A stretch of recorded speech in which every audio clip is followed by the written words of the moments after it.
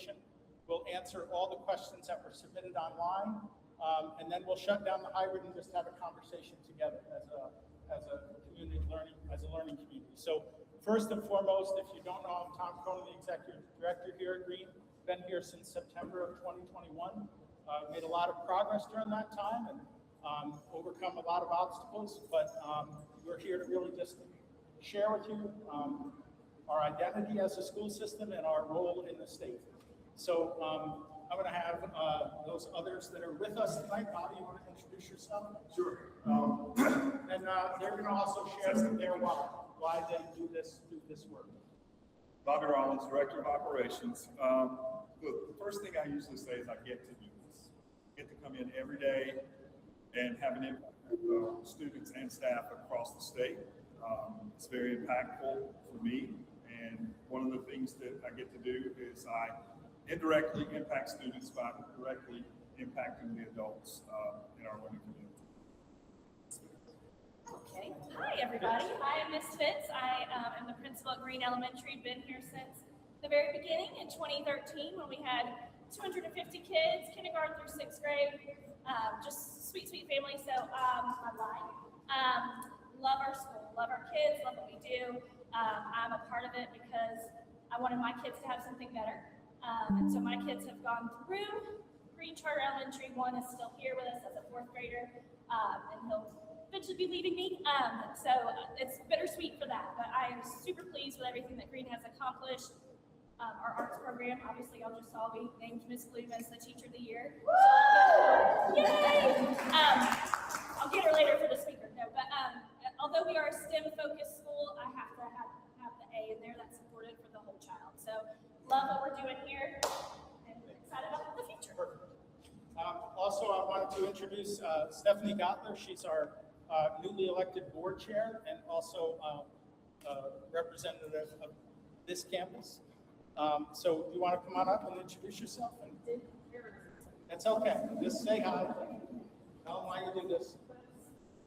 So, Stephanie Gottler, we've been part of the Green family for 11 years. All 3 of my kids at this campus, and the Green family have been on board since 2024, and just recently became selected as the chair of the board, and I'm also chair of the governance committee now and finance committee. So lots of stuff all at once. And I'm here for the teachers. I love our community. I mean, my kids just really enjoy being here, and I like that it's a smaller community. I've got my oldest at county now and huge, but he needed more. He needed like the marching band stuff, so he's really busy. But he wouldn't have had that opportunity if it wasn't for Miss Henderson over at the middle school. So I'm here to help make sure this community continues and thrives, and just thankful to be here. Thank you all for coming. So part of what's exciting about being at this school, before we jump into the PowerPoint, is that this school is the OGs. This is the school that started it all. As many of you know who've been here, there were a lot of things to repair and to remedy and to create systems and processes for. And all along the way, we never attacked the past. We celebrated the past. The first thing we did is we celebrated our 10-year staff recognition. People like Miss Fitz and Miss Till and Miss Markford, who've been here a long time. So it was important to honor what had been done here for 10 years, or at least 8 before I got here. So that's just an important part of what we did when we got here. So I'm just going to fly through the PowerPoint. You have copies.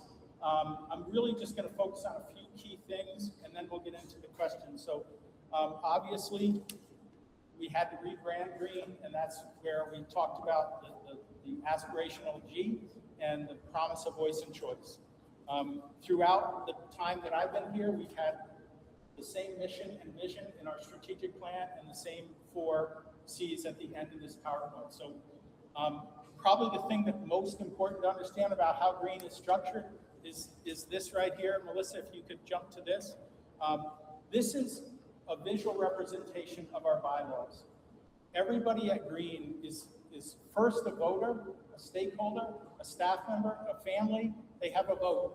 They determine their elected official, elected representative for the statewide board, and those same people are the customers of Green. So this is what drew me to come to Green, because I was a regional director and a superintendent of schools, and I really believe in a democratic nonprofit that Green is. I didn't want to be part of an EMO or anything like that. So this is a great representation of how our bylaws are structured. The same people that vote are the people we serve.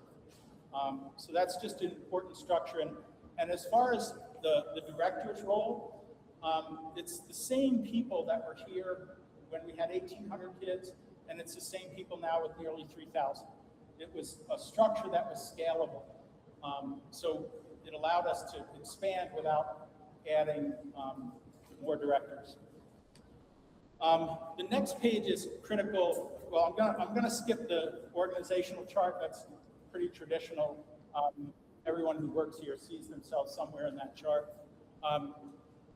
But this is probably the most critical thing. If you look at what is called our Green Charter obligations. So shortly before I arrived, the newly elected board signed on a 2021 bond.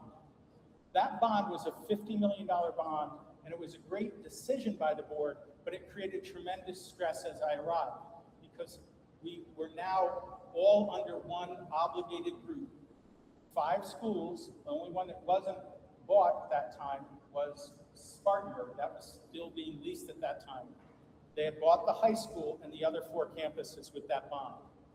It was a great financial decision, but it did demand a way to respond to 17 of the 50 million at the high school location. At the time, we only had 21 seniors and 100 kids, 9 through 12, at what was then, where Mr. Whitehead is at the middle school, was in the upper campus.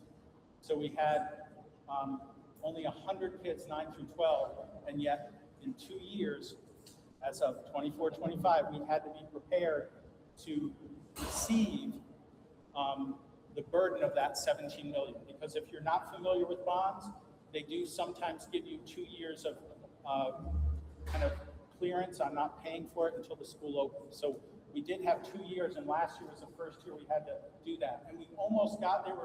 I think we were just under 400 kids there at that time last year, 400 now.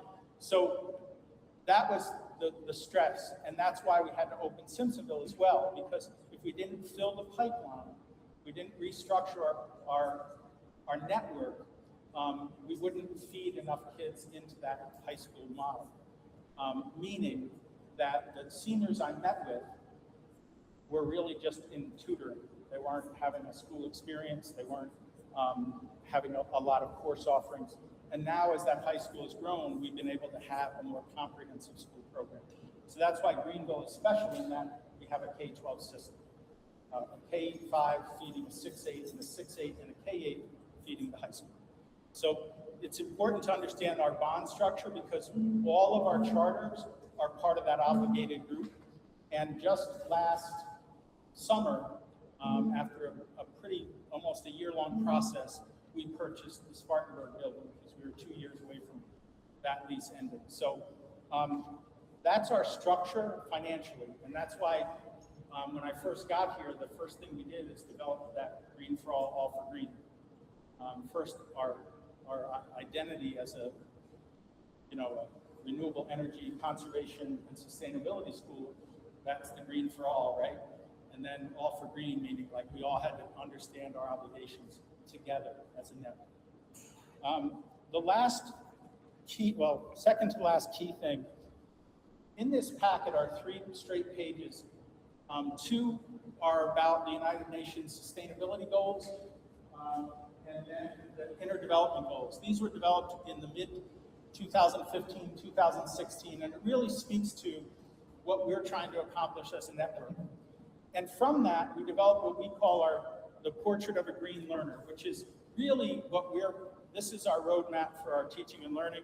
And this is really taking these inner development pieces and embedding the sustainability goals. So this is how we've tried to galvanize our instructional program. The last couple pieces I'll do briefly, but this was the first kind of visual we created as I arrived, because ultimately, there's a great book by talking about Albert Einstein that you need to create a visual for a complex idea. So this was a way to show how all of our efforts should be working toward student voice and choice, and how decisions are made and how decisions can be appealed.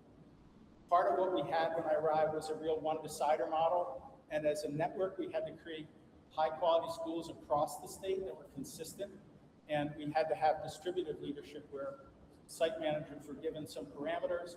We had to have policies and procedures that were tied to South Carolina law, and that turned into what we see today. The last couple pages I'll just share with you that have been part of our strategic plan since I arrived. And really it's tied to what we call the 4 C's: customer satisfaction, capacity development, continuous improvement, and capital, meaning we have to make fiscally sound decisions. We have to focus on our customers, meaning our primary customer is our parents. They're the deciders. And capacity development applies to both our staff and our students. We should always be working on developing greater capacity. And if you're familiar with total quality management, continuous improvement is that quality piece. So that's the close of the PowerPoint. That's the close of what I would say summarizes what Green has been about and trying to be about, as far as our governance structure, our financial structure, our instructional approach, and our identity as a school system. And that's been what we've been doing, albeit slow and steady, for 4.5 years. At this point, to remind everyone the process, Bobby's going to read the questions that were submitted ahead of time. Those will be answered virtually or with the hybrid model, and then we'll all take turns on the answers, and then we'll shut down the hybrid and just have a conversation with all of you. All right. First question: what recruitment efforts are being made to fill empty spots at the schools that have low enrollment? Well, there's a lot of efforts going on at each campus. Obviously, some of the stuff that's out there now isn't helping recruitment right now, but we meet every other week as a team, leadership team, our principals and key recruiters and key support, meaning Robbie and Catherine Watt, our growth and communications director. So we're meeting regularly to talk about that. There's also side conversations between different site managers to ensure, in this case, Fitz's 5th graders go up to Brian at the middle school and get Brian to work with Camargo and getting those 8th graders to head to the high school. So we know that it's about that personal connection. It's about finding that person, that family that has a kid here. That's the greatest endorsement we can have. So that's why we've grown so fast. We had to grow fast to respond to that bond, but that's why we went from 1,800 to 2,100 to 24 to 27 and almost 3,000. But we need to continue to work on that public reputation. So I don't know if you want to add any more to that. I constantly give tours, as my teachers here can attest. On Thursdays are our days that we give tours. We'll have join-up meetings in April to really make sure that we make those connections, especially with our kindergarten families, to make sure that the ones that have already registered with us are indeed showing up in August. So I plan to do a lot better of that, of really making sure to see them through for that time frame. But again, I will piggyback on what Tom said. Word of mouth, that's how we started. It's evident that I can see, oh, well, I know this family and they suggested that my family comes to Green. So it's all been that word of mouth. And so right now, I'm starting to have withdrawals, which breaks my heart for families that have been here for 6 years because of what is being said outside. So just would like for the word of mouth to be a little bit more positive, because we are a great school. I want our teachers to stay. I want them to have positions next year. So I do want to make sure that we still exist, and we will, but with help. Thank you, Fitz. Go ahead. Why do parents have to follow news outlets to receive information pertaining to Green instead of central office? They don't have to. There are significant information that's provided through your newsletters. There's social media.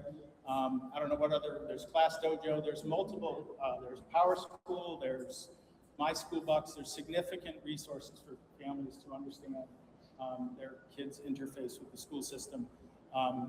Myself and Catherine Rock put out the annual reports. We put out letters occasionally if there's a particular topic that's critical to share. Our doors are always open. I know every principal meets with anyone, and that's a regular part of how we ensure that communication is accomplished, really, at every level of the organization. Also, we also have a handout here that really explains how what we want really most of all is the problem to be solved closest to the problem. That's why we want families to talk to teachers first, if it can get solved there, and then talk to the principals or site managers. And then it might depend, might be Bobby, it might be Maya stepping in, or Director of Special Services, to resolve an issue. And at times I have to step in and try to, especially if it's a unique question that we haven't answered 8 or 10 times before. If it's something very unique, then really we have to kind of set a precedent with those questions. So we try to create systems and processes that ensure that when we make a decision, it's consistent over time. And that's been probably the most significant thing that Green had to do from the start, is we had to make decisions that were far-reaching and long-standing. When I arrived, we had to make sure that we weren't making expedient or deal cutting with any stakeholder. We had to be consistent. That goes from compensation to enrollment, to recruitment, to our lottery system, to ensure that everything we do was above board and easily explained. I'm trying to understand the health of Green's organization and how it's being run to make the best decision for my child and family. Well, I think, I don't know if you want to handle that one, but I'll handle it from the beginning and you can decide if you want to share. One of the great parts about charter schools, it's a choice. It's a parental choice first and foremost. That's why I wanted to be in a public charter, because it puts us on the right side. If you're in a county school, and whether you have 10 kids in your class or 25, sometimes there's no need to focus on the customer, the parent, the kid. But here we have to earn your business every day. It puts us on the right side of education with your child and with your family. So that's what I love about charter schools. It is a choice. I think that's why we talk about voice and choice. Parents have a choice as well. So that's what we want to do. That's why FITS does tours. That's why I'll just take a minute to talk about this school in particular. It was a great school when I got here. It's still a great school. And it's because of the OG that FITS is and the leadership of the staff.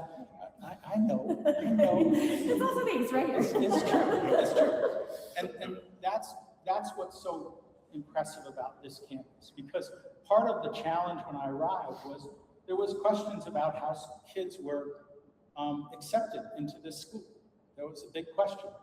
We even had board members that were here for a little bit that didn't get in until we had a blind line. New board members since I arrived. So part of what is remarkable about that, and that's why charter schools are the answer for innovation, public education, creativity, smaller class learning communities, because it has to be blind. It's supposed to be a free public choice. There's no fee to apply. There's no payment you have to make. And that's what's remarkable. This campus now, year of having a blind lottery, it's only 6 grades here, continues to be excellent. So it's a greater challenge, right? There's a wider brand of kids who have accepted. There's a consistent level of disabling conditions and MLPs and all that at Green consistent with state averages because we do a blind run. And that's what sets Green apart as well. So that's, I guess that's the best way I could answer it. Who does Tom Cronin report to on a regular basis? I report to, well, I have a ton of customers, I'll say, but I serve at the will of the board. Fortunately, I was here about 3.5 years, and we made a 5-year commitment a year and a half ago, a little over a year ago. I serve at the will of the board, and at the pleasure of the board. You know, at this point in my life, I've done a lot of things, and I truly think Green may be the most special place I've ever had a hand in developing. It's truly a remarkable place. Some of what we put out there is highly aspirational, it's hard to achieve. I call it the vanishing point of Green. You know, a culture of care, dreams and aspirations, all that stuff is challenging, that personalization. But that's what makes Green special. Most schools prepare kids for a test, and I could show you mathematically why that doesn't really move the needle for very many kids. There's some kids at Green that could have passed the test at the beginning of the school year. So we try to talk about that personalization. We try to do that kind of meet the kids where they are. That's why we do personal mission statements, because I don't think it's our job to tell your kids what should matter to them. That's why we develop personal mission statements. So everything we're doing is aligned to that. And when I took the job and when I interviewed for the job, I didn't want the job unless I could do it in that manner. I had been there, done that, and the chance to take over a school. I didn't realize what I was walking into when I took the job, but we're very happy with what we did and how we reclaimed the schools for our students and families. And truly, that's what sets Green apart. That's why we've gotten so many state recognition. That's why Meg Ryan recognized us as innovators in education. But my boss is the board, and I'm here to serve them. So I provide them plans and options, and they support it or don't, and then they evaluate me every year. Is that fair to say? All right. As a result of the recent layoffs, extra responsibilities have been added to already overwhelmed staff. Are staff members being compensated for the additional duties they are now required to perform? Well, that depends. Some of the duties of the people that we had to, well, let me just say this. That was a difficult time. It was very hard. It's hard to tell people they're done and they have to get unemployment and move on. Businesses sometimes have to do that, but it doesn't make it easy. It was hard for all of us involved in that. And I can tell you that only 2 schools did we not give leadership flexibility. At this school, we talked to Fitz about it and gave her some time to reflect on where to make reductions, and that had to take place. But those are difficult things. Everyone who we let go, we made sure that we never contested unemployment. We offered to provide letters of support, letters of recommendation, because those are difficult things. So let me first say that. Some of the things that were cut, they just were eliminated. Some of them have required other people to take on extra duties. And at this point, at different times, we've added a stipend here or there, I think. But typically, staff just took on those extra responsibilities. Or some responsibilities, some people went half-time, and some of their duties were distributed to someone else who's full-time. Those are difficult decisions, but we had to make sure, and as I've expressed a few times and in my communication with all of you, we tried to make sure the cuts were not going to impact the caring and appropriate relationship between student, teacher, and family. So that's why there was 1 to 2 positions at each school, and I think 6 or 8 at the central office. And that was hard because there were efforts to develop some capacity for greater support for our schools, but some of those things had to be paused or eliminated, at least for the next year or so. So Last question, how will teacher and administrator morale be prioritized and supported moving forward? Well, that's a hard thing. I know the difficulty of Green and some of the decisions we had to make. And it's really the context of South Carolina is an at-will state. There's no collective bargaining. Those are things that are difficult in a state like this. That's part of why we did, those that were here when I first got here, we were trying to determine when to put out agreements. And we want to wait until the legislature decided, and that turned into losing too many good people. So we started to move that back into the Personnel Committee in February, so there'll be a recommendation imminent from the Personnel Committee. And as always, one of the things we started and have been consistent about, we set up salary scales. We post that on Bamboo HR. Teachers can see exactly where they'll move the next year. So that will continue. That should happen in the next few weeks. And there'll be a message about restarting the retirement. And I know Fitz, at least at this school, is having her, what do they call it? Intent to return meetings. So that'll all be part of that process. And by law in South Carolina, we have to let our teachers know by May 1st if they're coming back. But we try to do that end of March, early April, so we give them plenty of time to be reassured. So that same process we've gone through since I got here, we're gonna do. But you know, we're awaiting some final recommendations and projections from the Personnel Committee and working with our financial advisor, finance team, and that should be imminent. I know Stephanie in finance has been working on that, and so Laurel as the chair of personnel. So the board is actively working on getting that accomplished to push that message out, just like we have every year since I've been here. So that's I think that's part of the morale. There's no way to, without individual conversations like Fitz is having, there's no way to reassure someone because everyone has different feelings about job security and that.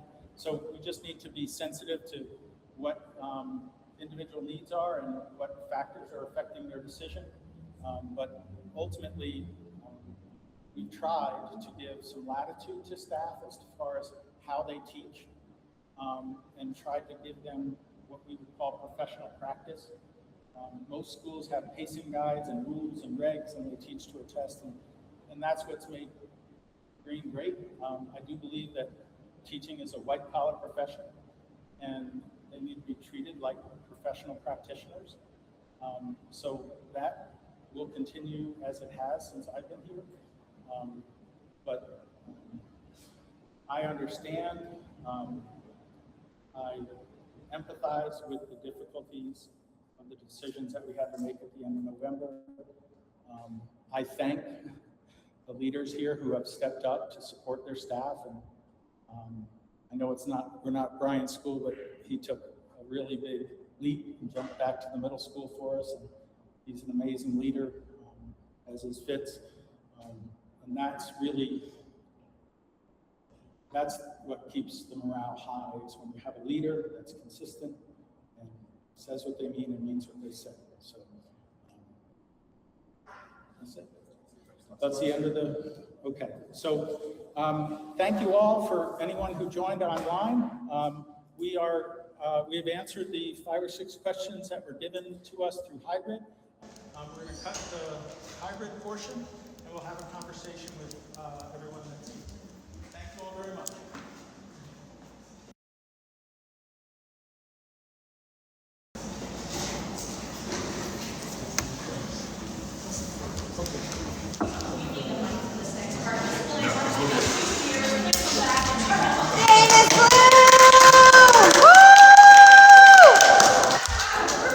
Go ahead.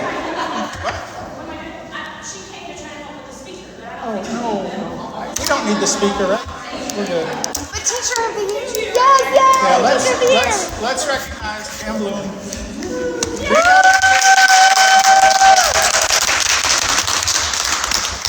So 2 years years ago, the last time we had Green Light, Pam and I spoke at the end of Green Light with her and a couple of the art teachers in the upstate. We said, look, we got to get, the hard part about small schools is people, when there's an N of 1 in that school, you're the only guidance counselor, the only music teacher. It's hard to have that collegial conversation about your professional practice. So Pam kind of took the lead on that. She wrote an alma mater song and sung it at the end of Green Light with her colleagues. And they started last year to really do that kind of professional collaboration and networking. And if you remember last May, they had their first annual, now it's annual, first ever Vertigo, which was our kind of art showcase at the high school thing. We're already in the planning process. It's going, go ahead, tell everyone when it's going to be. Saturday, May 2nd, 10:30 to 4:30. Cinco Deuce. So that's going to be at the high school. It's expanded. We have more vendors, more activities for kids, and just more celebration of our kids' arts. I do think that when I first got here, we had to kind of get focused on our charter identity, which was the STEM side. We weren't consistent campus to campus, but Fitz, Ms. Bloom, a couple board members really wanted to make that integration. The separation of disciplines is kind of a modern phenomenon, and we really want that integration of the sciences and the arts. And I think this is a great example of that for me. So, thank you, Ms. Bloom. All right, any questions? Anyone? Just quiet hand. We'll do it one at a time. If anyone has any questions. My name's Eric. I'm one of the parents that I think you labeled hostile and unprofessional in December. I got 2 kids here at Green. My number one concern about the idea of re-enrolling them for next year is that Green won't financially make it through the year, and I'm going to have to uproot them. Up until and even through December, we were told everything is very financially stable.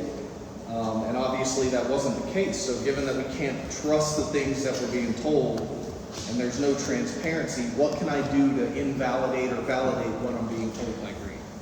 Well, some of that, it was a difficult path, 24, 25.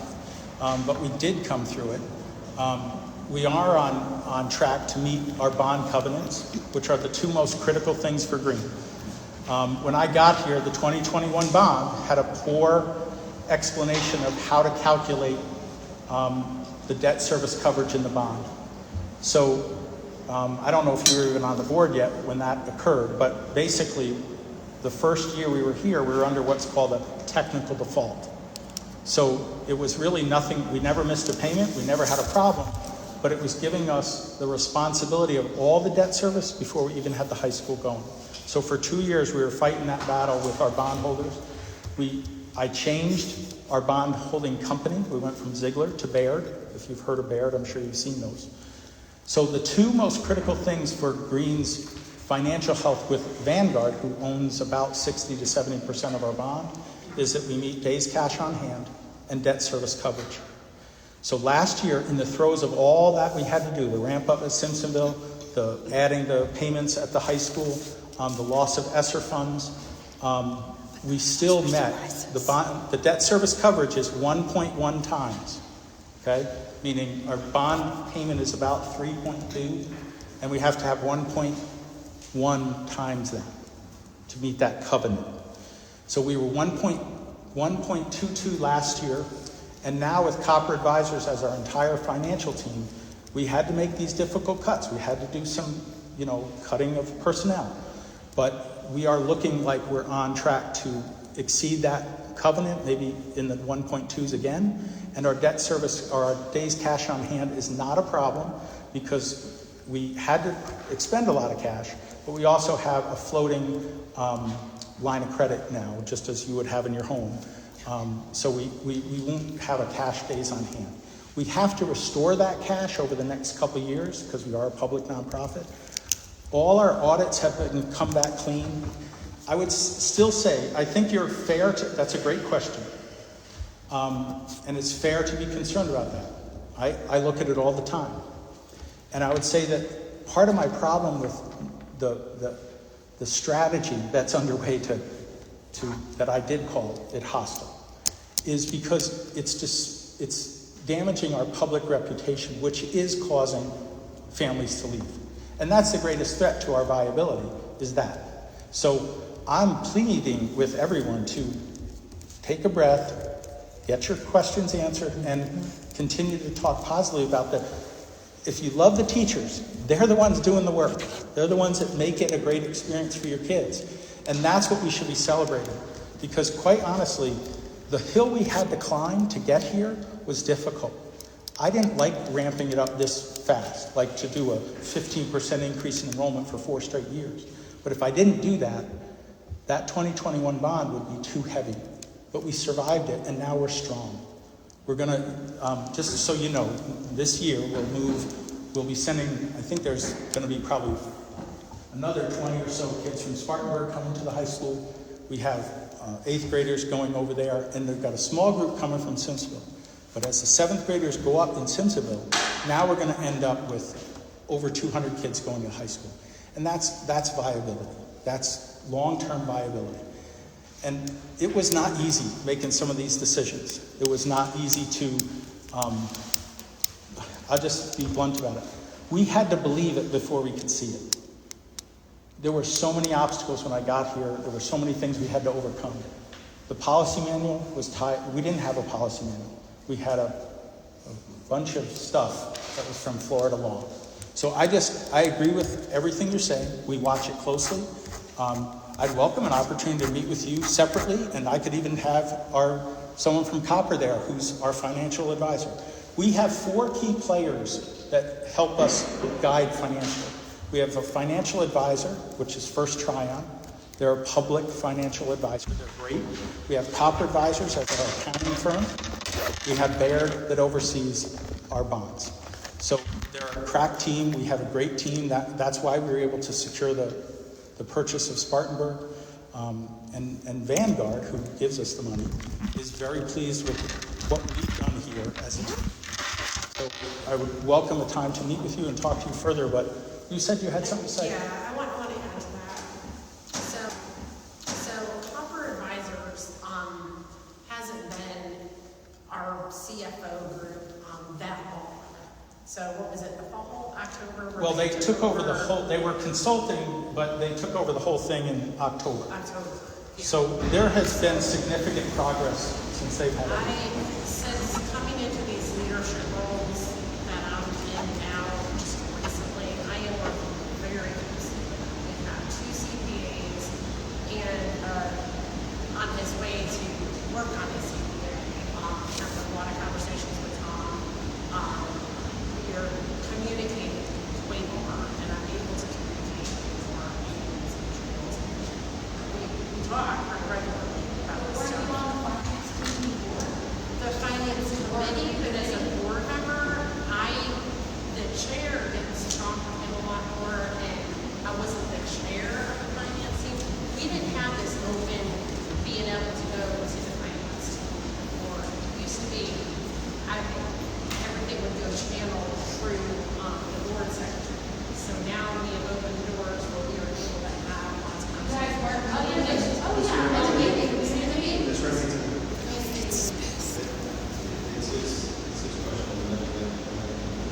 But I wanted to say I feel very good about the future with them in charge.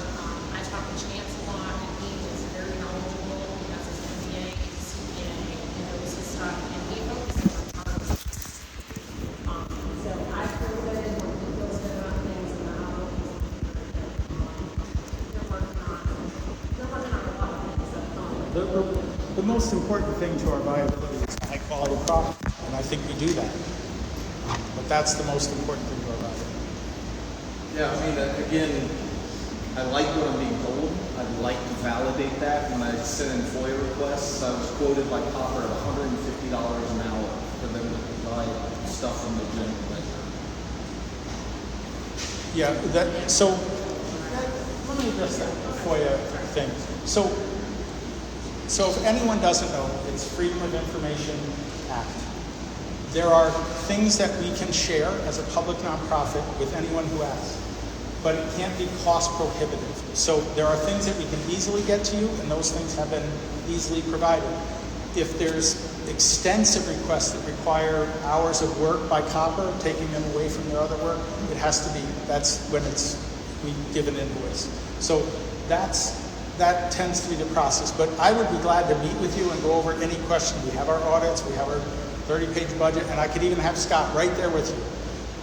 Because I want to reassure you that it was difficult to get here. It was difficult when I first got here. Because quite honestly, I saw the challenge of 24, 25 in 21, 22.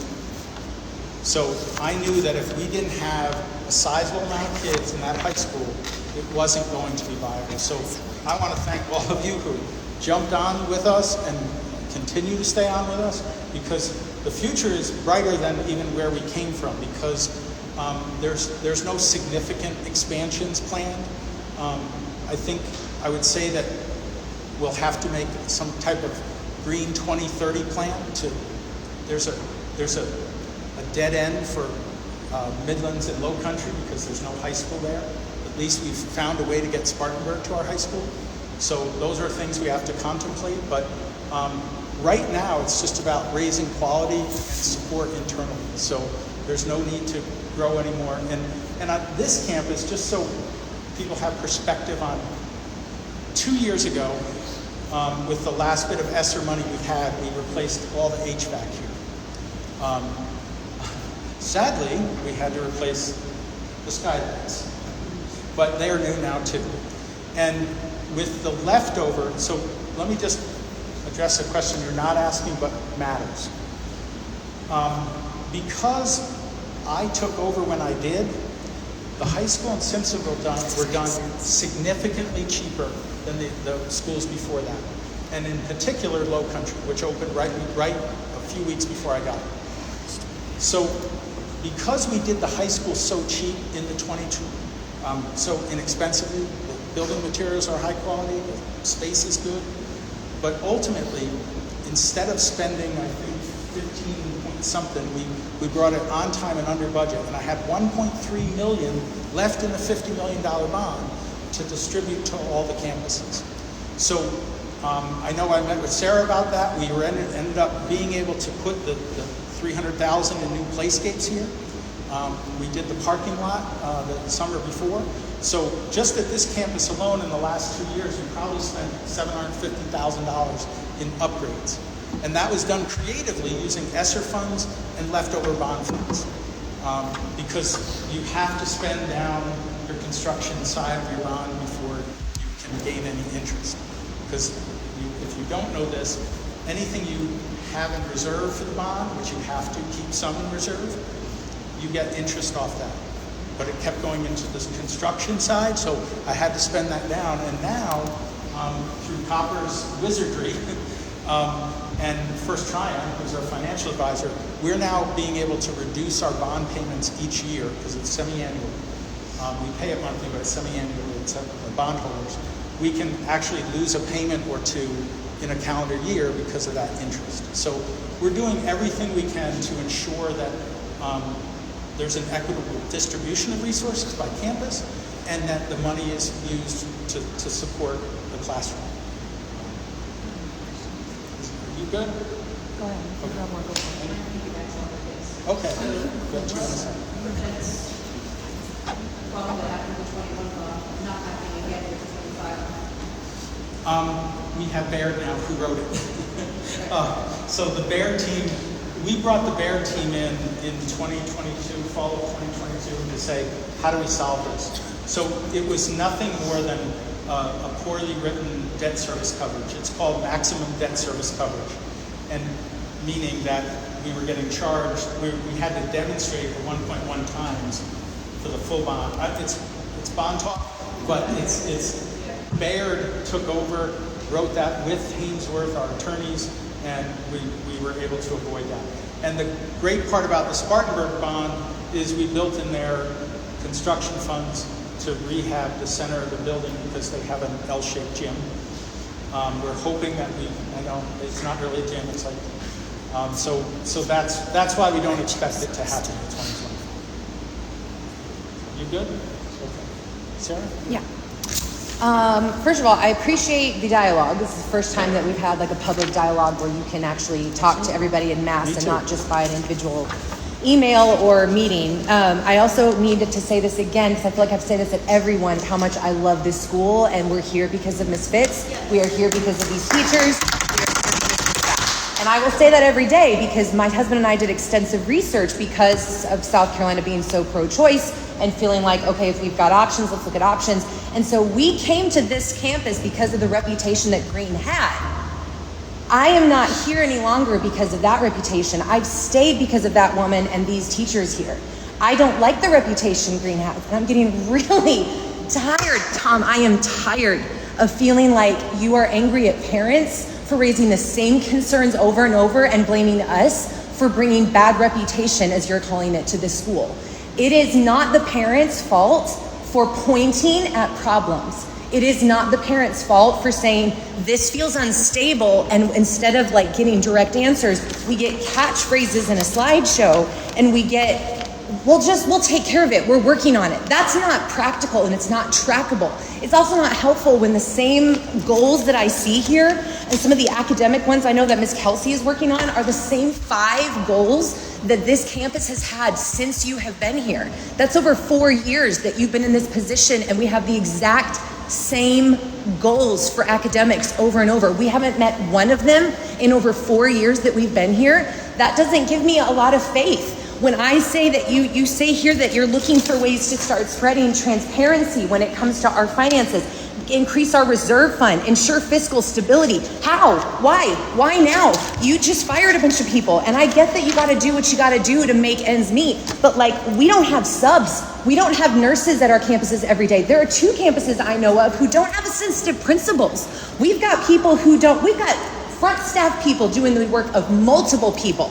They're getting burned out. Your teachers are getting burned out. And your families like myself who have spent numerous hours volunteering, researching, raising tens of thousands of dollars for this school, we're burnt out because we feel like we're having to fill in way more of a gap that should fall on the job of central office. And I'm getting tired of it feeling like it's my fault and I'm the bad guy for saying, this is not what I signed up for. I believe in this school. I believe in the mission that you've got plastered all over here. I believe in Green for All and All for Green. And I want to see practical ways that this school is still going to be here next year. I want to see practical ways that you're going to show our teachers you have urgency to keep them, that you are going to actually have a pay scale to them, that you're going to reinstill their benefits immediately. I want to see urgency that you're going to take a pay cut before you cut my teachers' salaries and their benefits. I want to see urgency and practical dollars and cents, and not just we're working on it. That's not good enough. So I think you're going to keep having people get frustrated and frustrated more and more and ask the same questions over and over until you give us clear, real answers. And I want to know what you're going to do about that, or when you're going to resign. Those are my questions. Either step away if you can't handle this job, or please answer the questions that we have been asking for over a year. Okay, I'm not sure which question you want me to answer in that. Start at whatever one you want. Throw a rock. Pick a topic. All right, so first and foremost, the identity of Green shouldn't change over time. We should be having a timeless approach to education. We shouldn't chase fads, and we shouldn't chase trends, and we should have goals that are truly beyond our capacity. We shouldn't set goals. There's a thing in education called a SMART goal, and it's measurable and attainable. That's a low-level goal. We should set goals that are going to be difficult to achieve. The navigation of every bit of this, from the finances to the personnel to the identity of Green, it has to be a team effort, and it has been a team effort. And I have bled into this school for 4.5 years because I believe in what we've built too. I believe in it just like you do. And I believe in what we've been doing just like you do. And I really think if we press in, I just have to say it, some of the effort that has been out there online is incendiary. It is. Pointing to a problem is not the problem.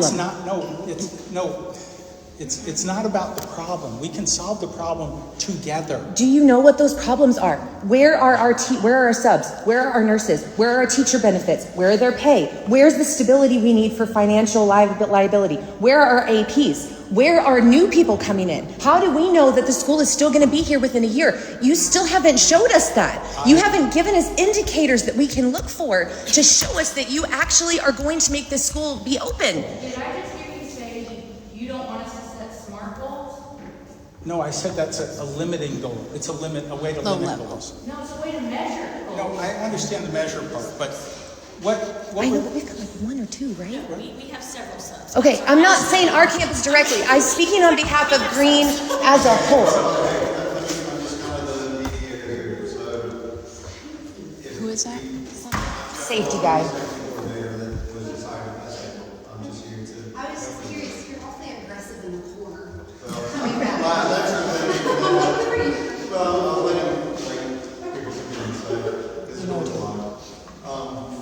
I've been listening and there's a lot of concerns and I've met with some of you all.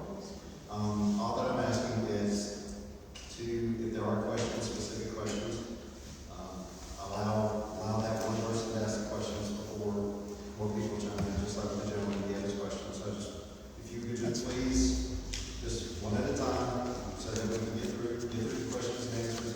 Can I also say especially just the elementary stakeholders, please? I would like to put that out there. And Just the elementary ones. Yeah, and if you're not a stakeholder in the elementary, you'll have your time at the campus in the high school, if you're involved in high school. So just respectfully, if you're an immediate direct stakeholder here, just one at a So time. let me try to finish Sarah's question, then we'll get. I want to specify something though, to what Fitz said, that I want to make sure that when I'm raising these concerns, I am raising them in the vein of one for all and all for Green. I might be at this campus and my time and my money is dedicated to this campus, but these concerns I'm raising are not limited to this campus, because if one of those schools out there fails, my school's going to fail. Exactly, we have to all be working toward our collective success. So I've answered the questions around the fiscal side. I've explained to you the process we had to get here. If there's parts of how we got here, I can explain further, but ultimately, even my existence as the executive director, I work at the pleasure of the board. The board is working very hard to ensure the same thing we've done since I've gotten here, is to get the salary scales out and ensure, and I don't want to put the salary scales out until I have an answer on the start date and the percent of the retirement restart. So that's why I'm making sure that we have that ready together, right? That's what we're working on. And that's what we're trying to do. We tried to make sure that the impact that we had to make was not going to affect our teachers. And that's what I'm saying. It may be true that there are legitimate concerns, and we're addressing those, and we're meeting on those, and we're responding to those. This gentleman meets with everybody, comes back, we figure out a way to solve the problem. This is how we do the job. I've been, I've been at this game a long time. I've solved a lot of complex problems. The problem we had here was extremely complex, and we came through it. That was 4.5 years ago. It's still just sunsetting now. And Can I speak to that? Yeah, go ahead. Before I even came here, I was warned. Replication, throwing it out there, throwing up buildings, but I was told great things about this elementary school. Yes. The first thing that I was sent to do when I got here, well, first of all, I got to give this lady right here credit. I called her with you guys because she had me as a science sub. And one of the things, several years before I got here, the sun has just set. When he says that, if there were anything that I would be worried about, I'd be out. Plain and simple. The sun has just set. The direction that he's telling you that we had to take. We had schools falling apart that were just built. We had over 100 kids not show up down in Charleston because it was poorly done. So we're not going to forget that fact, but we're not going to make excuses either going forward. We can't do that. And there's a lot of blood, sweat, and tears that fall on the board and that fall on Tom of trying to still figure out problems. I used to call them Easter eggs. In year zero, I talked to somebody about year zero.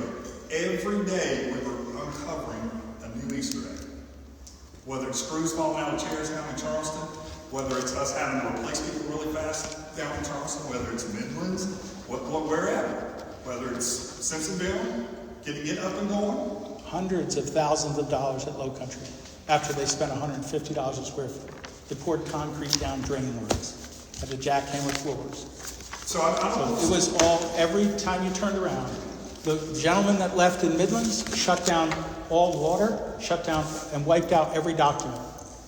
So we experienced tremendous systemic problems that we now have full control over. And quite honestly, we are in strong condition for going forward, but we got to work together on continuing the enrollment piece. That's why Fitz is plead. We got to believe in what we're building and press in together. Because the directors that joined me then are still with us. The leadership that we found here and people like Fitz are on board. We're trying to build high quality and high performing team. That's what we're doing. And I am willing to meet with anyone. We're doing these Q&As as a response to the concerns the board had to make sure, and I appreciate you acknowledging that, because that's what we have to do. We have to have a conversation. And that's what this is all about. We can disagree without being disagreeable. And I assure you, I got to get to him and then you. I assure you this. We're incredibly vulnerable to a good argument, and if I'm going to say no, it's going to be not yet usually, if it's a good idea. And that's what we've had to do for a number of years. And I'm just going to tell you, this woman is a legend. I understand that.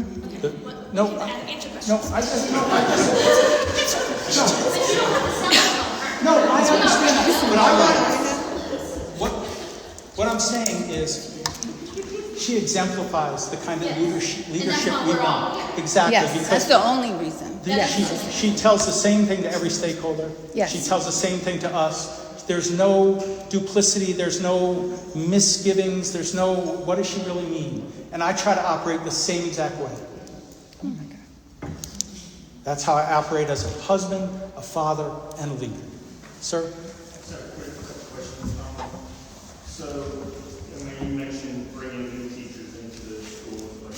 Yeah, that's Mr. Rhythm. Yeah. So, I know that without state pension, without state pension, it's going to be tough to pull new teachers. And obviously, we're talking about the retirement community that way. It's drawing new teachers in can be really difficult. You also mentioned, as you bring new students in, a variety of new students, how are you going to get the hard teaching positions fed into your schools when I know even when I'm not in school, I teach another school in the county, 15 Park, Greenville County, to accommodate all of that. And their big schools may have more money than they have. So how are you going to go out and get teachers that are, I mean, I know you need new teachers, but without getting a contract, how are you going to entice these teachers to come teach? I mean, my kids went to a great charter out here, great school, loved it, things like that. When we got to middle school, we lasted 1 year and we pulled our kids because a lot of the stuff wasn't happening. It should be happening. There was a power road, and so we pulled them there. But that's my question: how are you going to entice good teachers?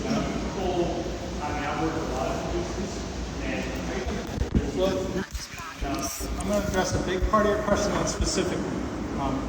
First of all, the women are really smart. We got one person here, one person in the county. That's long-term good for them. So first and foremost, Green Charter does things differently than other charter schools. We do provide professional support. We have a comprehensive salary scale that includes upper level. My predecessors never did any PD, and they turned them out pretty quickly. At least that was the message the other day, so I don't know how much was here. So it is an obstacle for some charter schools. We've been fortunate, mainly because of the reputation, specifically here. Special education is a shortage area across the state. We've tried.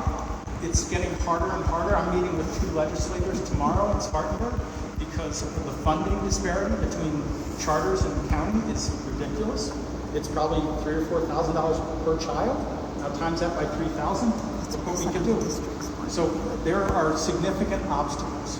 And I have a legislative strategy that we're going to talk to them about tomorrow. But that is an obstacle for us. And I know that the retirement here was robust.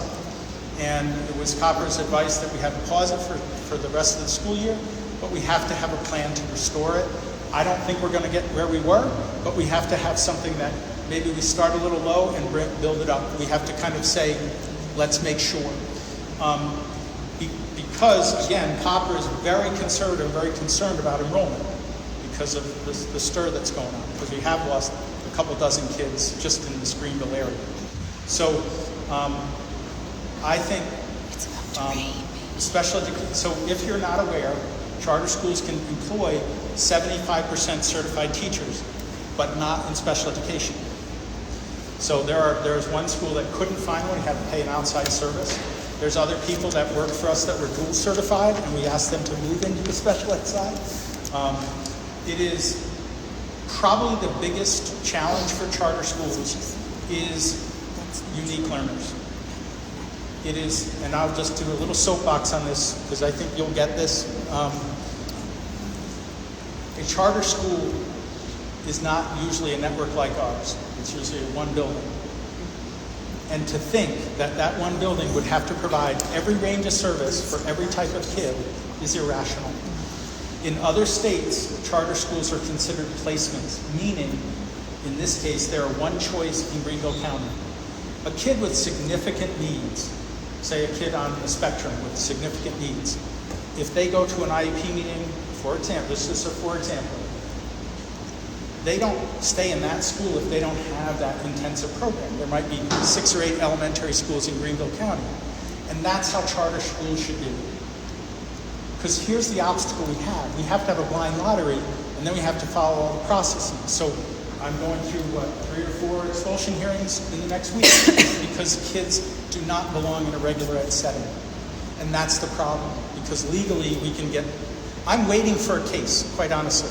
I think we have to make the case that we can't afford, we do not have local tax dollars to afford the continuum of services needed. I will say this, though, about Green, which is remarkable, and especially at this campus.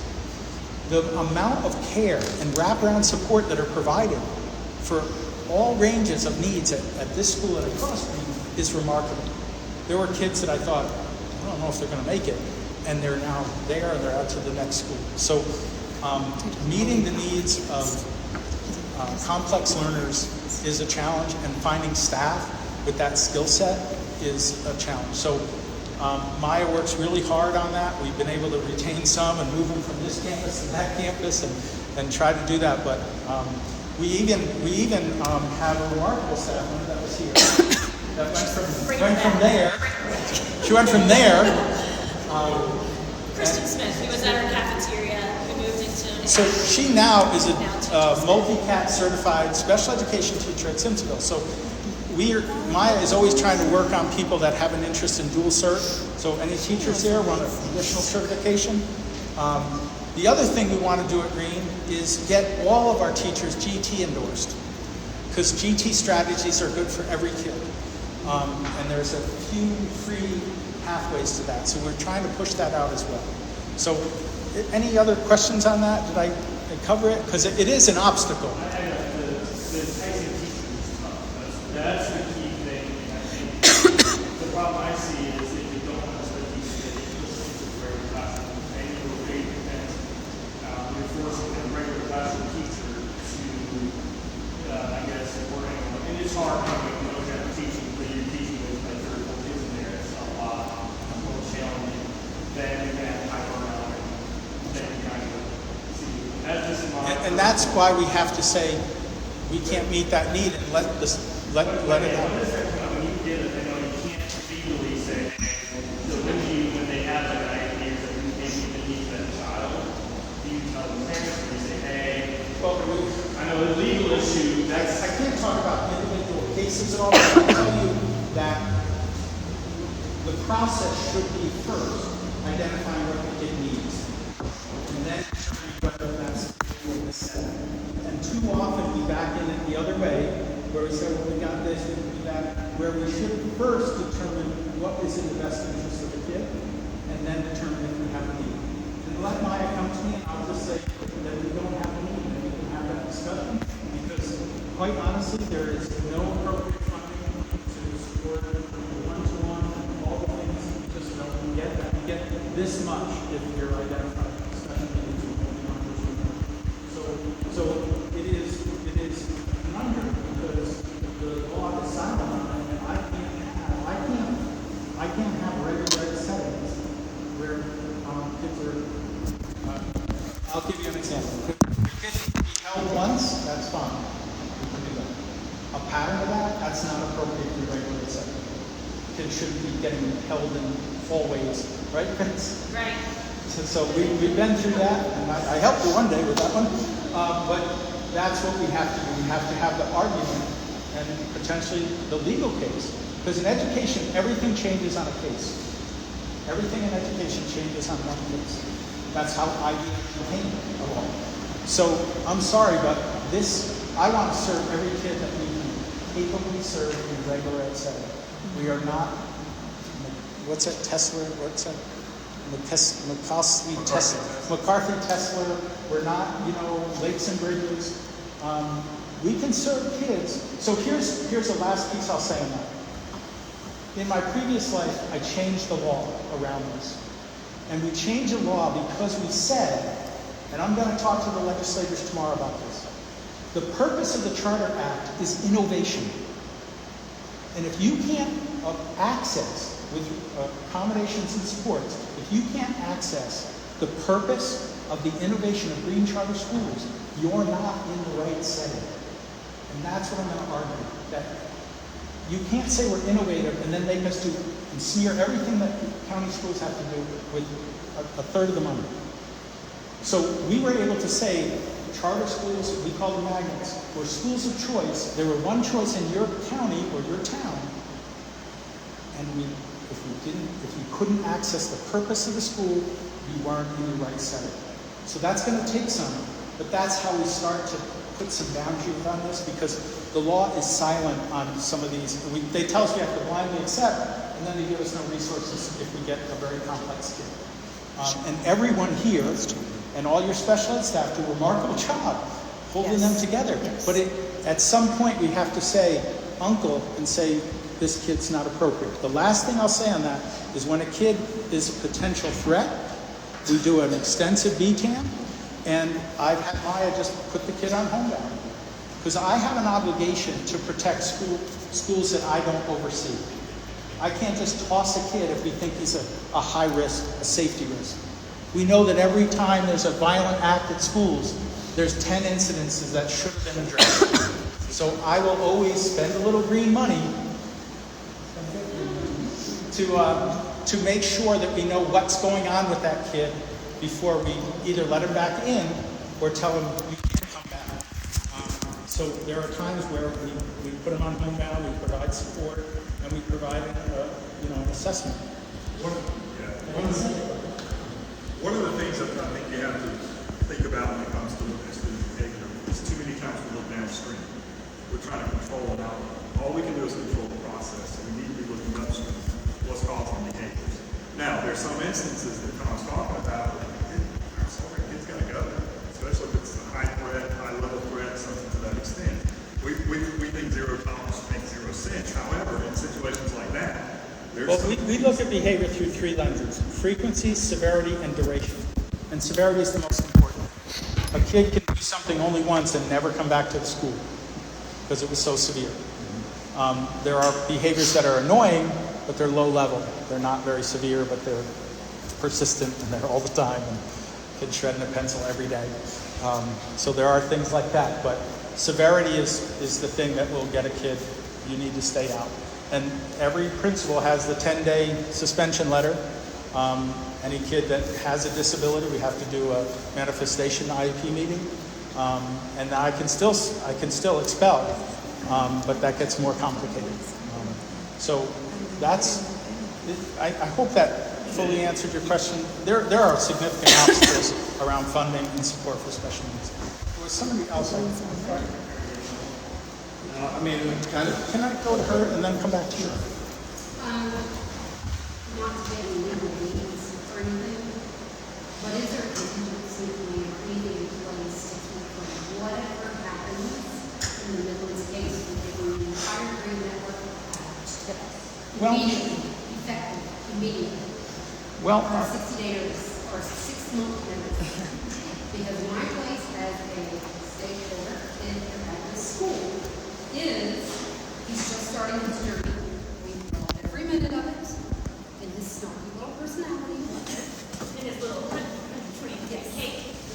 Is, Sorry, I do not want that unfortunate incident in the Midlands to cause trauma to my child or the other children supported by this network and the families that rely on this network. What is the contingency plan? If it's not going to happen, I want to know what the contingency plan is. Okay, What so- do you think is not going to happen? so first of all, that case is, I can't get into the details of that, but it is now with our insurance provider's attorney. They're working on that.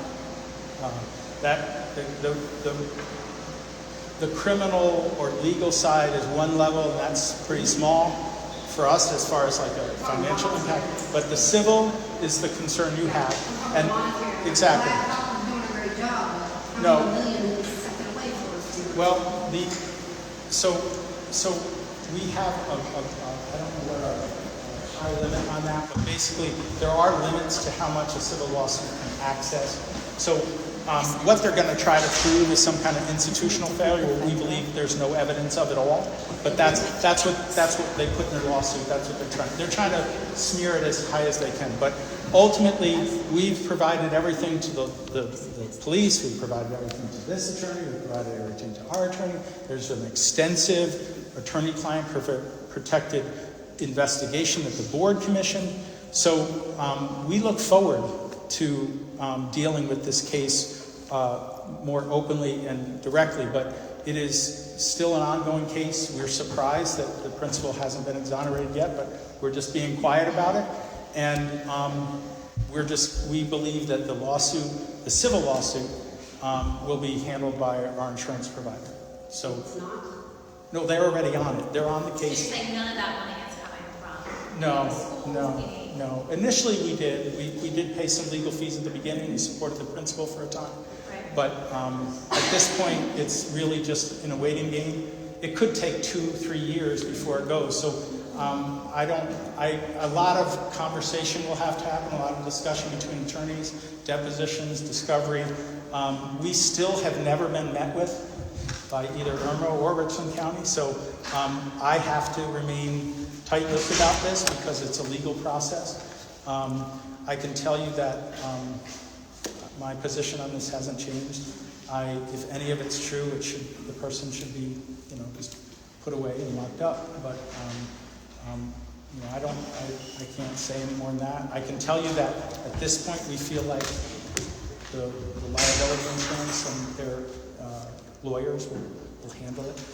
So you're saying that parents in the community have nothing to worry about your insurance? I can't say nothing to worry about. I don't know.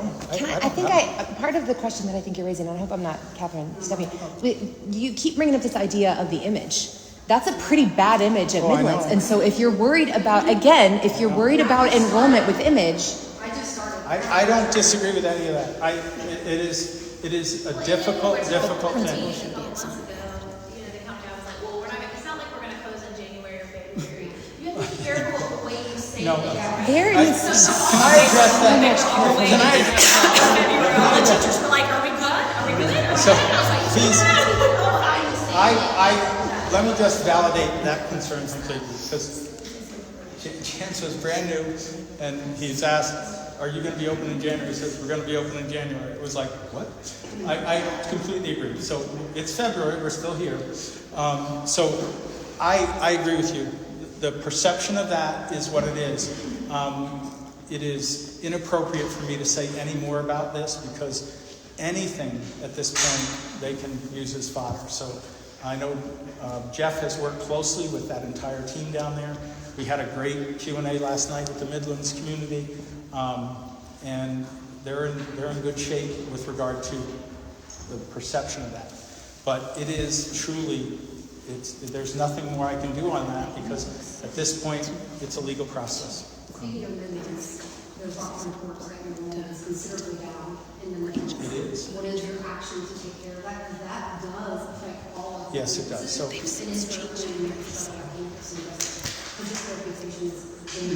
well, no, that shutting the campus is unreasonable at this point.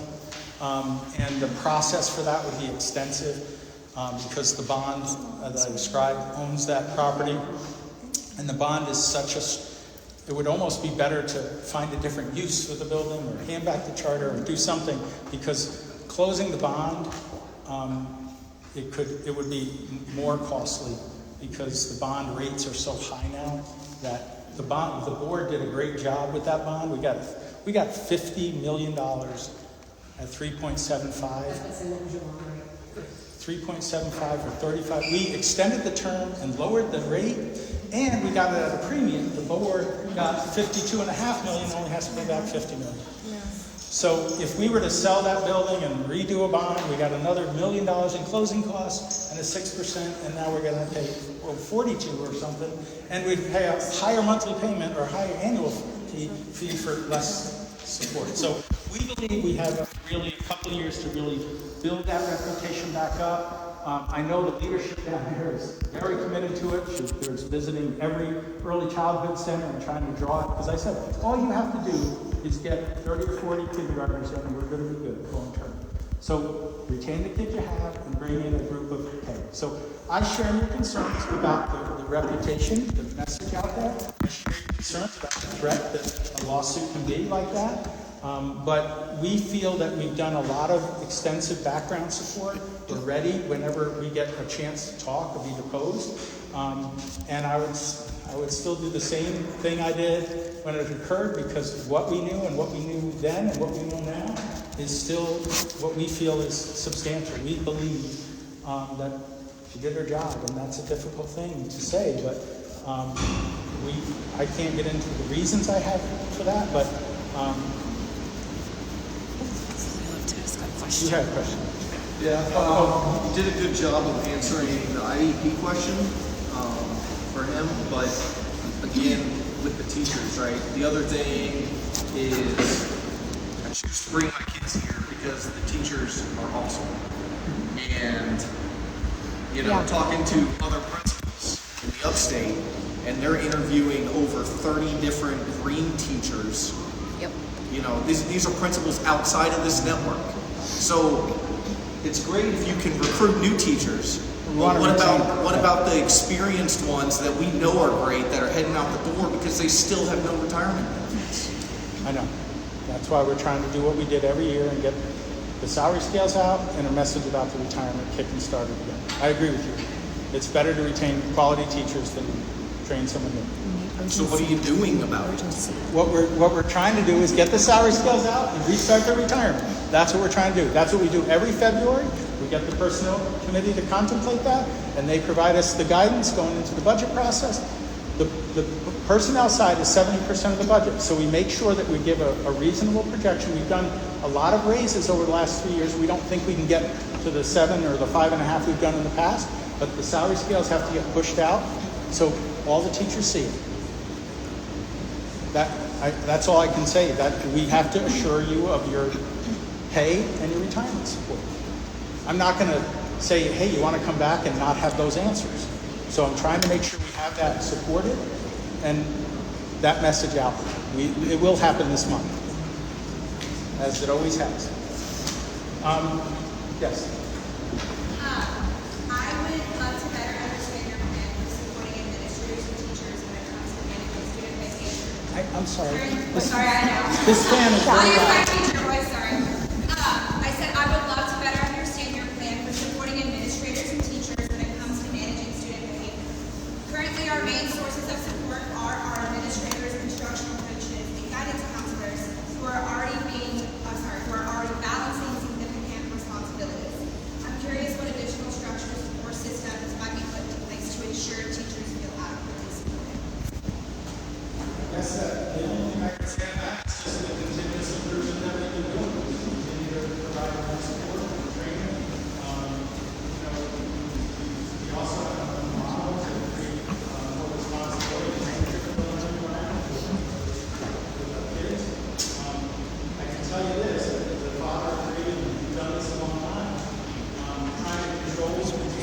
kids doesn't work.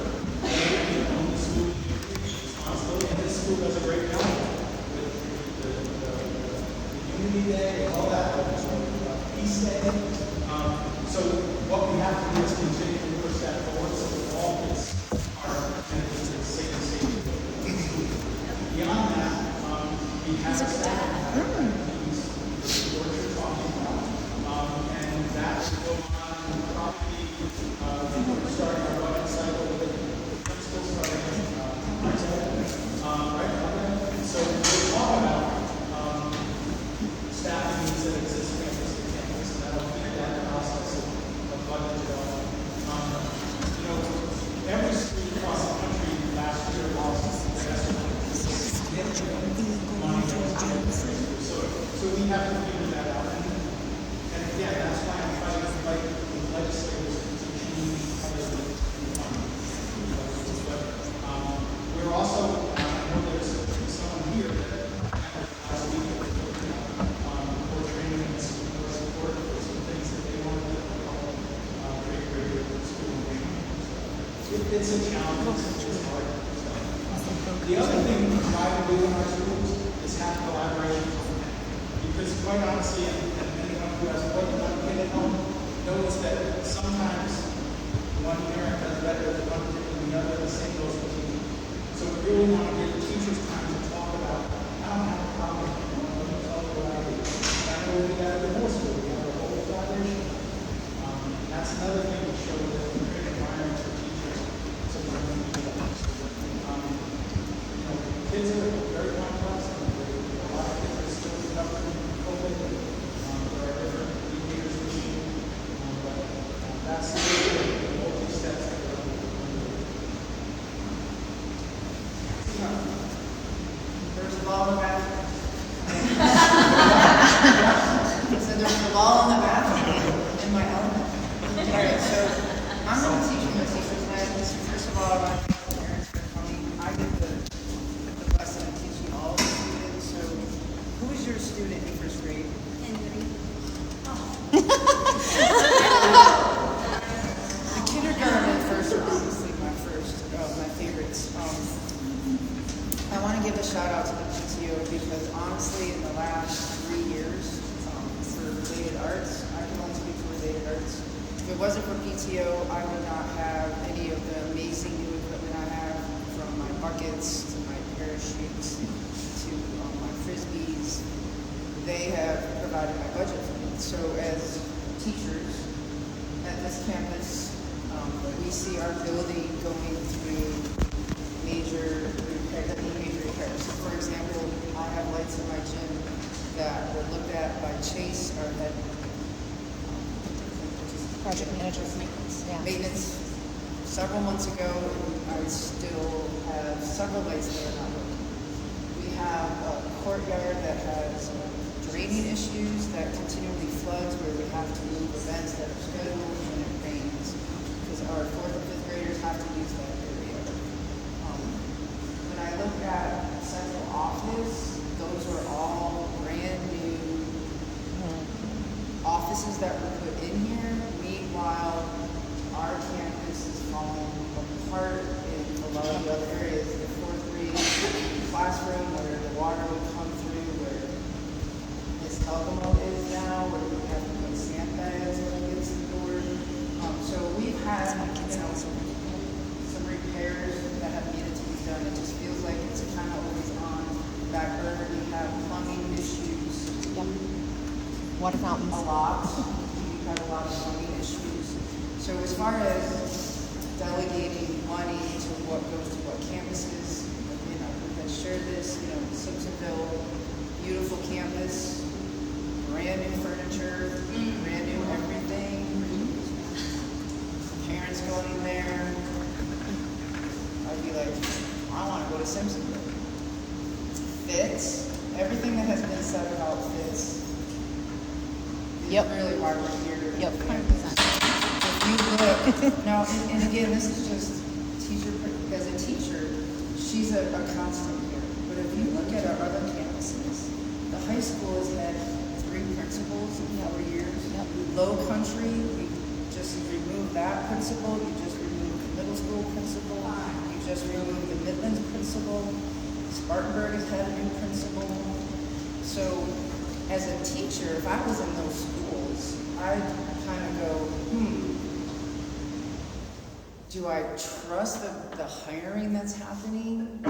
Why aren't these principals staying? Like, that would be my question. We've been blessed here. Yep. She's a rock here. And honestly, probably the best administrator that I've worked for. But at these other campuses, as a teacher, this is where I'm kind of like, okay, why aren't principals staying and why are they being removed? And lastly, the letter of intent. Okay, so we just had our letter of intent meetings. We had our intent. Okay, most of us have had that without being told what our pay is, without being told what our retirement is, without any secure, without, now normally. Because I didn't just start because. Right, yes. Okay, you're going. Yes, so, and I've looked, and each, the letter of intent, we usually have like some idea, but I think with this year happening, teachers need some sort of insurance. Yeah. Because it's enrollment, like, for example, we're the only campus that has 5 classrooms per grade level. Okay, so what if we only have 80 kindergartners? And you have all these teachers say, yep, we're coming back, but we don't have the numbers. And you're not gonna know that until it's too late. And that is at every grade level. So we're that unique campus where we have 5 classes per grade level, but yet we're seeing an influx of students leaving our campus to go to Simpsonville. Yay, Simpsonville, I get it, transportation, it's a great school. But, filling in the gaps, that's a concern for me. I can't speak for them, but I'm a little concerned about the enrollment, especially with the environments that happen. We're seeing the parents already removing their students. So I guess it was kind of 3. How can we get assurance that our campus is going to get some of the repairs? What is the process? How do you allocate that? I know you talked about the skylights. That was a flood, a weather related. Wasn't that covered by insurance, the skylights? And all that issues that we had, you would think that would have been insurance. And then again, the hiring, the finance, I'm glad you got copper now, but you had, 3 CFOs prior to that? I mean, so me, or however many you had, I don't know, it's 2 or 3 maybe? And then what happens after? This isn't your meeting, Fitz asked you to. That's just, that's a little red flag as far as, okay, do we trust the leadership in those areas? Now, Coach Van, I'm just going to interrupt because you asked a lot of questions, and so I know some of the parents asked a couple, or probably wanted to know. So I went ahead and had my intent meetings. We have intent meetings at the elementary school every single year, so it's nothing new. My teachers know that. I like that one-on-one time with teachers to figure out, okay, what went well this year? What do we need to improve upon? What you doing next year? That's kind of my 3 things that I asked.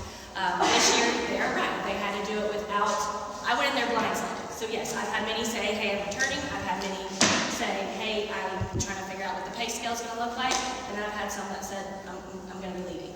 So it helped me to see, okay, well then how am I going to prepare for the 26-27 school year? So I know y'all are making your decisions and things like that, but that's why I really want to have an idea, because I have numbers in a spreadsheet that tell me, okay, these kids have accepted, they're coming here, I have y'all's intent to return, and that's why last Friday I started putting a little blurb in our newsletter that, hey, if you're not intending to return, let us know. Because I don't want to be blindsided. We open our doors in August and we have what we typically have 615, and we're down to 585. That's not fair for any of us, myself or these teachers that need their jobs. So that's why I want some sort of security from, I know what y'all are wanting. Y'all are wanting to make sure that we have the enrollment. Y'all are wanting to make sure things improve. We're headed in the right direction. I'm meeting with Copper Monday is my day to go over all budget stuff. And really make sure that I'm handling things fiscally well here and that they're listening to me as well. And so I'm having that on Monday. So, but it is helpful for me to kind of know, okay, what am I looking at right now? It looks all fine and well, but I have no idea what that's going to mean for August. So that was kind of my reason was for the plea of just like, word of mouth is huge. Your honesty as well is huge. That's all. I can answer a couple of the concerns you raised, just to, you know, address the disparity in physical planning, because it is a concern. You know, and I don't apologize for the high school in Simpsonville, because we did a better job with less money. And the problems at the other 4 campuses that were here when I got here, I think Brian has the biggest obstacle there is. He's got 4 pods, a business development center, and it's a middle school. This facility had some significant shortcuts taken when it got outfitted. So we tried to remedy it where we can, and we have. There will be a capital budget in the next fiscal year to address concerns. Chase works with the principals to determine what are the top priorities.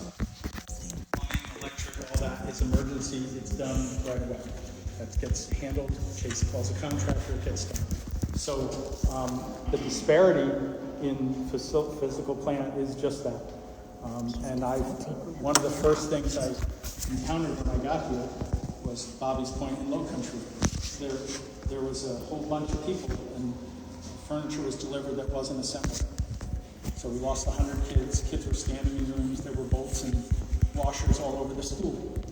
So part of what I did, the first school we had to open was the high school. I went on state bid and was able to negotiate with Meteor that we applied for P&I grants. So a lot of the furniture that we have at the high school and at Simpsonville was an aggressive job of getting what's called a planning and implementation grant, which turned into $900,000, offsetting the furniture, fixtures, and equipment at Simpsonville. So it didn't cover everything, but it offset a lot.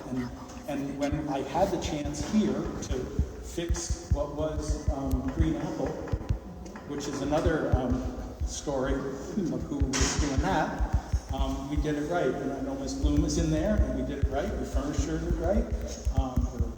Put furniture in there that was appropriate and has a lifetime warranty. So where we could, we've done it consistently. And we're hoping that with the leftover bond funds in Spartanburg, when we get the gym, that we'll be able to remedy some of their shortfalls in furniture, fixture, and equipment. So, you know, you know, we're trying to get those 2 key things to give teachers confidence that compensation and retirement will take place. And Stephanie is working very furiously with myself and Copper and the personnel committee to make sure that we plan conservatively and get you guys what you deserve to know before you make the commitment. Go ahead. So I'm relatively new here. I got first grade and kindergarten here in the school, and but I don't know. I'm not as informed as the other people here, but I do feel like a lot of the questions tonight have been related to like budgetary reasons, and I don't feel like the questions have been very clear. The answers have been very clear or satisfactory. And you see this point in your slides. It's not providing a transparent budget process. So can you speak towards some commitment or some aid or mechanism by which you plan to do like that? Well, the budget process goes really through the personnel committee and then ultimately through the finance committee. So all spring, well, the rest of the winter and spring, the finance committee will be having open meetings where that'll happen. We had one just 2 weeks ago. It's videotaped and it's posted on our website, and those discussions happen in open session. We have regular meetings with site managers to inform their particular budget impact. When you think of a public school, about 65 to 70% is personnel and benefits, about 15 to 20% is facilities. So really what you have left is instructional support, subs, other things. As a public nonprofit, there's not a lot of room. You're talking, Fitz, if she's got $100,000 to spend on everything else is good. But that paperwork is that everyone can look yes, at. They want to see exactly where all the money is went. Yeah, we have that posted. We have our audits out there.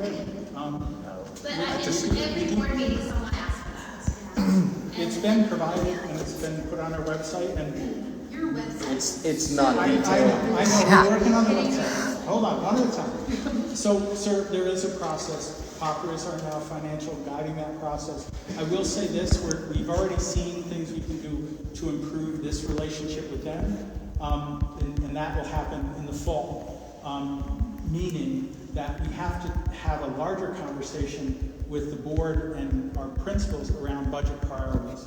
So we kind of do the front end of that. So we're kind of backing into it a little bit now as they're leading that process, but we do have a completely online financial software platform. It's not Netflix, right? NetSuite. So they're working on a way to make even the approval process through that platform. I'm not sure if it'll happen for next fiscal year, but they're working on it. So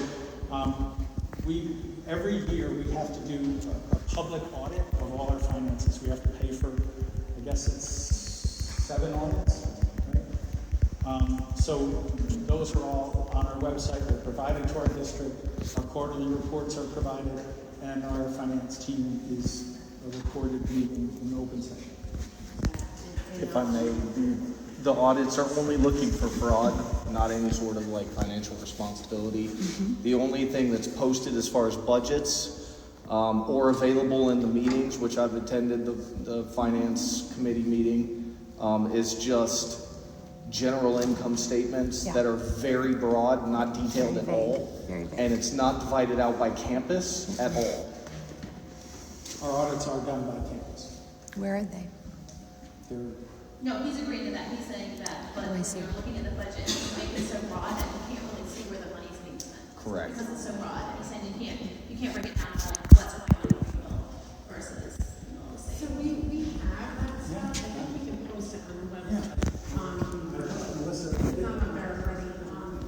We just, the way the audits work is it starts a couple months after the fiscal year ends. I think it has to be handed off to the district in early November, and then they make sure it's good, and then it gets posted. So the full audits for FY26 just got finished a month or so ago. The audits are on, you can find the audits on the district page, but what I'm talking about is the quarterlies. campus ones, the actuals through December. The campuses, we can put that up on the website. I think we should put it out under the finance committee meeting, because that's documentation. And chances supposed to be doing like a whole campus. So what usually, just to let you know, at this time of year, we usually have more regular finance committee meetings because we want to present a pretty good draft that we go and pass it for me. So there'll be a lot more regular finance meetings. Stuff coming up. Yes. A given date. Yes. Yeah, you can email me directly too, and I can send you the audits and all that. Yeah. Yep. $150 an hour is what Copper can quote. That's a different question. The audits and our budgets are not anything anyone has to fill out. Pulling out transactions would. I believe that there's upcoming information that you're going to release is going to be detailed enough for people's communities, or is it going to be? I don't know. I don't know if it'll put people's mind at ease. It's thorough. It's comprehensive. And, we can follow up. Scott from Copper would be glad to meet with anyone further, and we can even talk about it. But we provide everything. The district requires what they call a crosswalk or a code of accounts, so we have to follow that process. And they pull a lot of when an audit happens. It isn't just about. It's about seeing if there's any transactional problems, if there's any inconsistencies. So there were no findings last year. There was one blip the year before, and the other years there were no findings. So ultimately, we're in very strong condition as far as our audits and the process will develop this.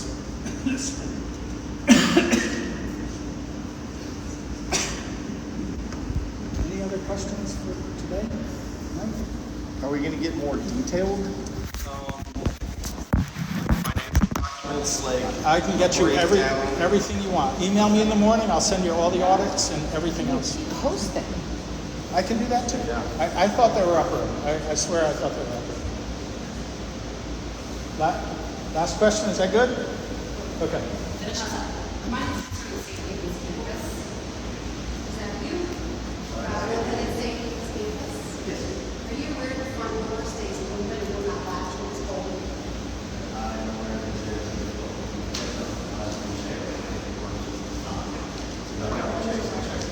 Now, I will say this, this is a statement.